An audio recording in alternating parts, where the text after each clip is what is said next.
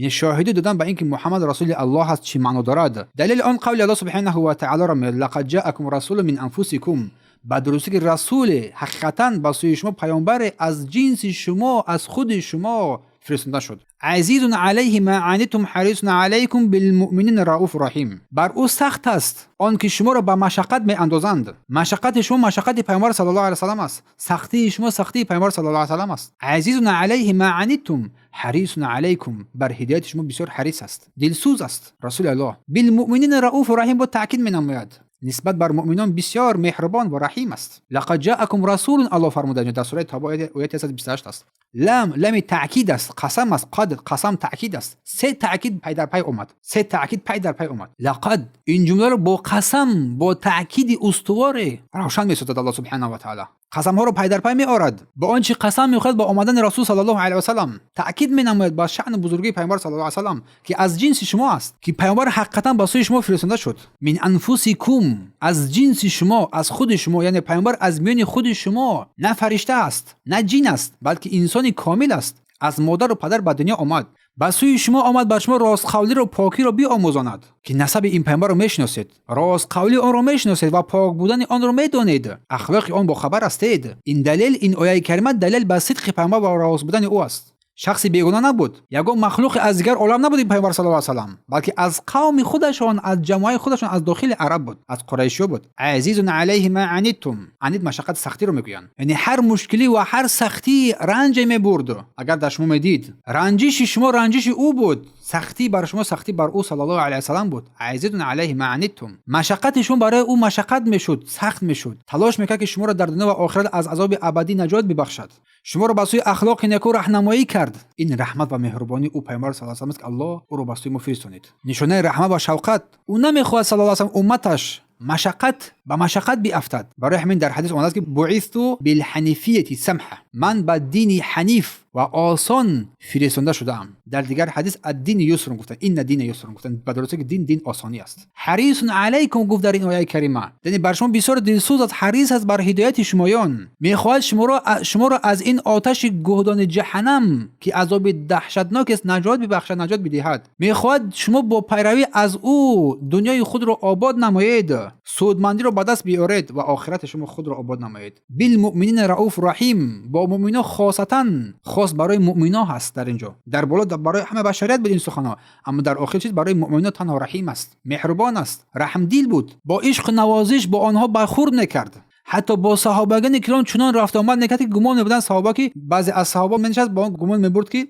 پیامبر تنها ما را دوست می‌دارد، تنها من هستم نزد پیامبر با انسان با قدر با ارزش. سپس پرسید عایشه را ذکر کرد، سپس ابوبکر را ذکر کرد، پس صحابه کرام کمی شرم داشتن شرم کردن، گفتن که با هم طرفتن نگیرد، دیگه بحث کردن سوال را یعنی که چنان معامله نیک داشت با هر کسی. الله برای ما توفیق بده که ما این گونه معامله نیک را به دست بیاریم. هر گونه هر که تقصیری ناقصی دارد ولیکن اصلاح کردن ممکن است. رؤوف رحیم بودن، شفقت با مهربان بودن مخصوصا برای مؤمنان این ممکن است، درست است، خاصا زمانی که اهل توحید خیلی کم شده است. پیامبر همیشه بردباری و مهربانی بر مؤمنان را می‌خواست، رحمدل بر آنها بود، برای حمایت آنها، برای دنیای آنها، برای شفاعت در روز آخرت برای آنها. پس شهادت بر اینکه محمد رسول الله است معنیش تصدیق کردن بر راستگویی، راستقولی او صلی الله علیه و سلم، اطاعت کردن از فرمانبرداریش، پرهیز نمودن از آنچه که من کرده است و الله را اطاعت نکنید مگر با شریعت او صلی الله علیه و سلم. که رسول الله میان ما و شما دلیل قرآنی را بیان کرده، میان بندگان و میان الله سبحانه و تعالی با خصلت‌های رحمت، خاکساری و غمخوری به اندازه آمد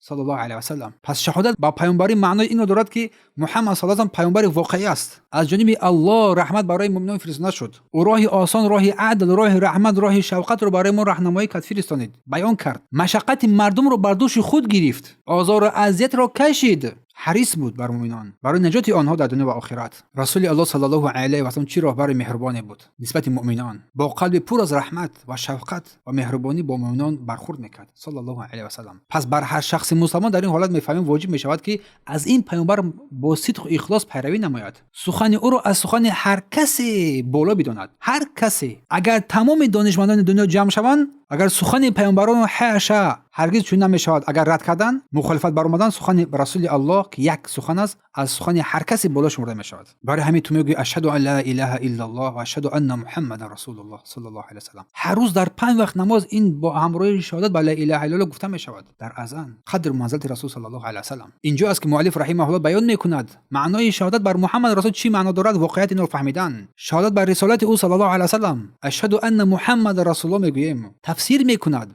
که معنای شهادت بر لا اله الا الله قبلا بیان کردیم. سپس محمد رسول صلی الله علیه و سلم شهادت بر رسالت محمد صلی الله علیه و سلم دلالت میکند که راه عبادت حقیقی این راه پیامبر صلی الله علیه و سلم است. تنها با این راه تو الله را میشناسی، تنها با این راه تو نجات میبری، تنها با این راه تو انسان میشوی و تنها با این راه تو جنت را به دست میاری. جز این راه دیگر هیچ راه را انسان نکوبد. همه راه ها دیگر بسته هستند. اگر هر کسی که جز این راه پیامبر اگر راه دیگر را جستجو کرد وای هلاک شد. طاعت و فیما امر اطاعت کردن پیامبر در آنچه که امر کرده است. رکن های شهادت بر محمد رسول الله و ما ارسل من رسول الا لیطاع باذن الله. ما هیچ رسول را نفرستیم مگر اینکه اطاعت کرده شود با اذن الله سبحانه و تعالی. فرمان برداری کرده شود این پیامبر با خواست الله سبحانه و تعالی با اذن الله سبحانه و تعالی. بیان می‌نماید که همه پیامبران تنها برای آن فرستاده شدند که الله را اطاعت کنند. مردم از آنها اطاعت کنند از پیامبران، چون اینها تو رو با الله پیوست می‌سازد. باور کردن، تصدیق نمودن در آنچه که تو رو امر کرده است خبر داده است. از عالم غیب، از عالم آخرت، از رؤیاهای حقیقی، از وحی خبر داد. باید با اطمینان قبول کرد و تسلیم شد. خصوصا امور غیب، امور قیامت، عذاب، جنت، دوزخ، فرشتگان، روزهای آخرت، همه اینا امور غیب. شهادت بر رسالت او صلی الله علیه و سلم، شهادت بر محمد رسول الله معنای آن را دارد که تو هیچ خبری را از رسول الله صلی الله علیه و سلم که صحیح است تو انکار نکنی. تصدیق نمای، باور نمای، تسلیم شوی. تمام احادیث تسلیم شوی، احادیث صحیح رو. و اجتناب ما عنه نهی و زجر، و دوری جستن، کناره‌گیری کردن از آن چیزی که امر نهی کرده است و سرزنش کرده است، دوری بجویی. الله میفرماید و ما آتاکم الرسول فخذوه و ما نهاکم عنه فانتهوا. آنچه که الله برای شما آورد شما بگیرید. رسول الله برای شما آورد، امر میسازد. واجب است که ما از رسول بگیریم آنچه که وردگی است. و ما آتاکم الرسول فخذوه، بگیرید. و ما نهاکم عنه فانتهوا، آنچه که شما را نهی کرده از آن باز دوری بجویید. امر رسول الله امر الله است، فرمان رسول الله فرمان الله است، اطاعت او اطاعت الله است. پس این آیه نشون می‌دهد که مسلمان وظیفه دار است هر چیزی که رسول الله صلی الله علیه و آورده است، امر کرده است، نهی کرده است، عملی سازد. و ما نهیتکم عنه فاجتنبوه، آنچه که من شما را از آن منع کردم از آن دوری بجویید. و ما امرتکم به فأتوا منه ما استطعتم، گفتن صلی الله علیه و سلم، و آنچه که من شما را امر کردم قدر توانتان از آن بیارید. روایت بخاری مسلم. و هر چیزی که منع کردم کاملا از آن دوری بجویید. و هر چیزی که امر کردم قدر توانتان آن را بیارید. و الا یعبد الله الا بما شرع، و الله عبادت کردن نشد مگر با شریعت پیامبر صلی الله علیه و سلم. پس عبادت الله با شریعت پیامبر قبول میگردد، به شریعت قبول نمیگردد. پس این اساس دومی شرط های قبول عبادت ها است. محمد رسول الله، یکم اخلاص از برای الله، دوم مطابقت سنت پیامبر صلی الله علیه و سلم. این قاعده کلی است. پس تمام عبادت ها، تمام نوع عبادت قبول نمیگردد مگر با این دو شرط، اخلاص و اطاعت فرمانبرداری از پیامبر با راه روش پیامبر. یعنی هر شخص اگر با اخلاص کامل الله را عبادت نماید ولیکن بدون پیروی از سنت او صلی الله علیه و سلم، وای گمراه است، وای بدبخت است و راه جهنم را اختیار کرده است. و هر کسی که از رسول الله اطاعت فرمانبرداری کرد نه که اخلاص نکرد، عبادتش فاسد است، راه درست را انتخاب نکرده است، عاقبت بد او را منتظر است. بنابراین برادران و خواهران گرامی، اخلاص داشتن در عبادت شرط یکم درست عبادت است و متابعت پیامبر شرط دوم قبول عبادت هست. پس معنای محمد رسول الله اعتقاد بر راست بودن، راستگویی آن پیامبر صلی الله علیه و سلم، اطاعت به آن چیزی که گفته است فرمانبرداری کردن و دوری از آن چیزی که نهی کرده است. شهادت محمد رسول الله با زبان تنها گفتنش نیست یک کلمه، بلکه معنا دارد. اطاعت کردن و امرهایش، تصدیق کردن از خبرهایش، ترک کردن نهیهایش، اطاعت فرمانبرداریهایش و بندگی الله را با امرهایش صلی الله علیه و سلم. یعنی همونطور که ما معنای کلمه لا اله الا الله را آموختیم، همونطور معنای کلمه محمد رسول الله را چیز بیاموزیم و بفهمیم. یعنی این کلمه ها در آخر به یک خلاصه برآوریم،